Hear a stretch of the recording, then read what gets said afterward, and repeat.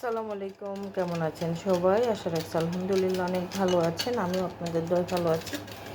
এটা হচ্ছে লাখনো নাকি মাছ বলে, যাই হোক গতকালকে রাতে এই মাছগুলো আনছিল। এটা নাকি সমুদ্রের লাখনো মাছ, আমি চিনি না। তো কালকে রাতেও রান্না করে দিছি খাওয়ার জন্য, রাত 11টা বাজে। আজকেও নাকি খাবে, তো এগুলো আমি আজকে দুপুরে করবো, কীভাবে করি সেটাই শেয়ার করব। আমি কিন্তু মজা, কক্সবাজারে গিয়ে নাকি খাই না, জানি না কিছু না, সেটা বললো, জঙ্গল বললো। আচ্ছা যাই হোক, আমি কীভাবে রান্না করি সেটা আপনাদের সঙ্গে একটু শেয়ার করব। দেখতে থাকুন ভিডিও। কিছু পেঁয়াজ বেরেস্তা কালার করে নেব।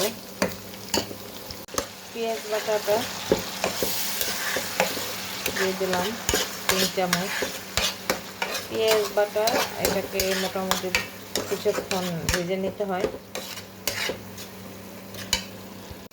দিয়ে দিয়েছি গোলানো মশলা, 10 মিনিট গুলিয়ে রাখছিলাম। এখন 4-5টা কাঁচামরিচ দিয়ে দিব, ফালি আর কি। তো কিছু পেঁয়াজ ফুলের ফালিও দিয়ে দিব। এখানে ছিল হলুদ, মরিচ, ধনিয়া গুঁড়া, জিরার গুঁড়া। তাই তো মশলাটা কষানো হচ্ছে, আরও ওইটাকে একদম শুকিয়ে ফেলবো।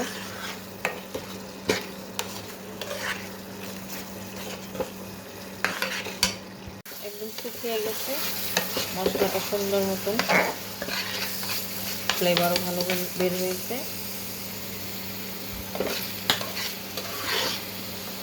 কালকে রাতে যে গ্যাসের চুলায় রান্না করছিলাম, কালকের যে স্বাদটা পাবো আজকে মাছের সেই সেম স্বাদটা পাবো না। কারণ হচ্ছে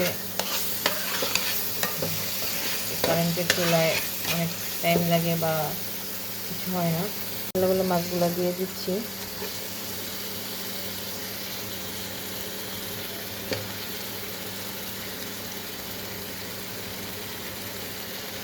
হালকা কষিয়ে নেব একটু করে, তারপর আমি পানি দিব আরও পরে, ভালোভাবে মশলাটা ভিতরে ঢুকবে।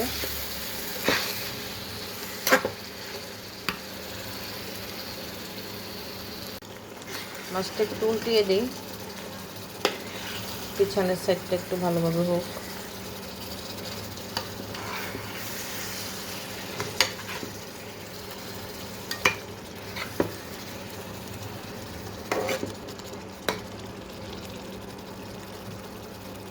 দিয়ে দিচ্ছি একটু পানি, অল্প একটু পানি দিব।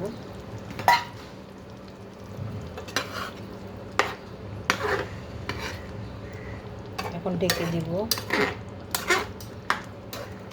এতটুকু সিদ্ধ হতে থাক।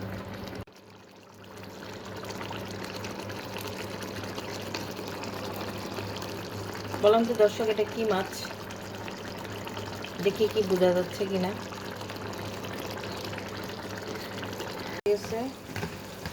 দিয়ে দিচ্ছি আস্ত কিছু তেজপাতা আর কাঁচামরিচ, দিয়ে দিচ্ছি ধনিয়া পাতা।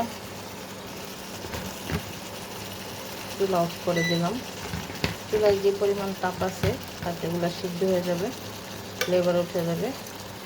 তো রান্নাটা কেমন হলো কমেন্ট করে জানাবেন, এই আর কি।